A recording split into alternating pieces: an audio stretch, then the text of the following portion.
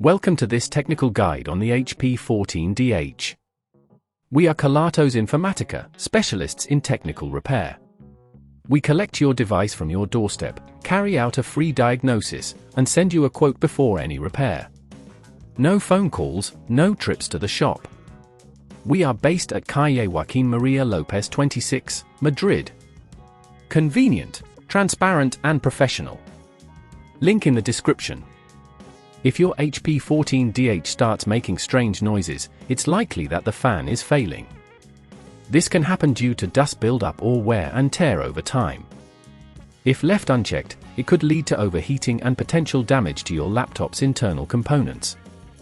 To tackle this issue, you'll need a Phillips screwdriver, a plastic spudger, and a replacement fan specifically for the HP 14DH. Begin by ensuring your laptop is powered off and unplugged. Place it on a soft surface to avoid scratches. Using the Phillips screwdriver, remove the screws from the bottom panel. Keep them in a safe place, as you'll need them later. Once all screws are out, gently use the plastic spudger to pry the bottom panel off, taking care to avoid damaging any clips. Inside, locate the fan. It's usually positioned near the heat sink. You'll see a few screws securing it in place. Remove these screws, noting their size and location for reinstallation. Carefully disconnect the fan's cable from the motherboard. If at this point you feel it's getting too tricky, remember that at Kelatos we collect your device from your door and return it fully repaired. With the old fan removed, take your new fan and connect the cable to the motherboard. Secure the fan with the screws you previously removed, ensuring they are tightened but not overly so to avoid stripping the screws.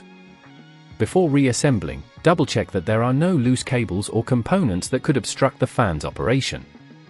Now, replace the bottom panel by aligning it correctly and pressing it down until you hear the clips snap into place. Reinsert all the screws and ensure they are all securely fastened.